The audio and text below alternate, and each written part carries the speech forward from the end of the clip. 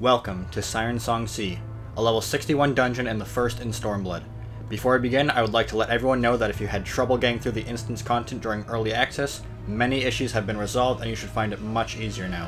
However, since I was stuck 2 on the block, I am now behind on my guides and I have a lot to cover in the coming days.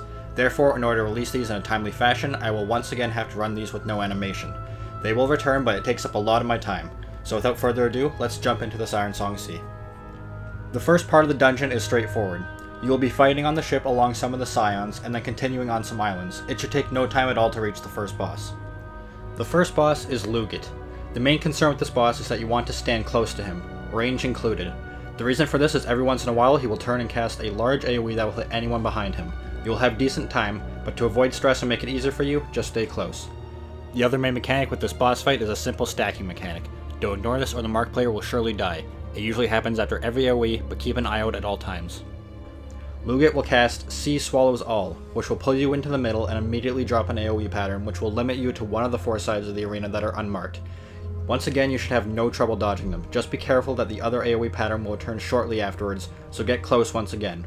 The second time this is cast, only 2 sides of the arena will become safe.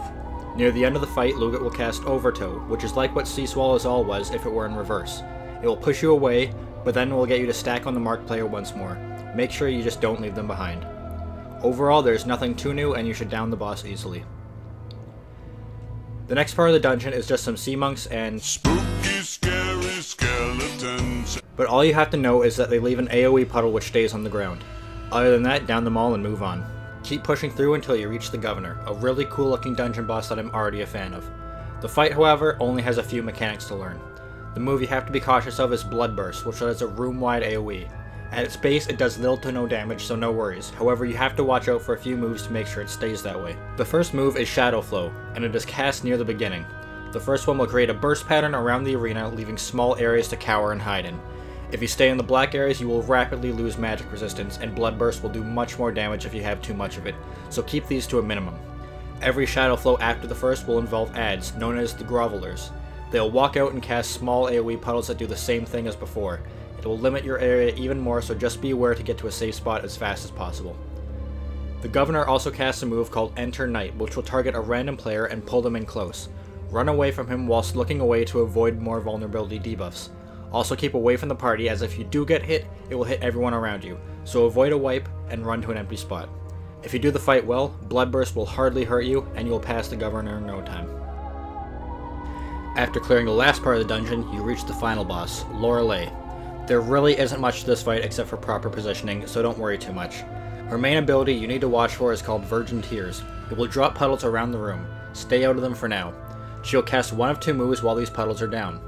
Morbid Advance and Morbid Retreat. Both will make you walk in a certain direction. Advance will make you move forward, while Retreat will move you backwards. Pay attention for when she casts this and make sure you will not end up walking into her puddles. Over time, more puddles will appear, and once you have been forced to walk to a safe spot, she will target a player with an AoE that you'll have enough time to dodge. Just be wary of it. However, other than that, Lorelei has no other mechanics you need to worry your pretty little heads over. You will finish the fight in no time, and you will be on your way to Kugane. Thank you all for watching the guide. I will be making one for every step of Stormblood now that all the issues have been resolved. So look forward to all of them in the next few days. In the meantime, I'm Arky, the Ghost Host, and have fun in Stormblood.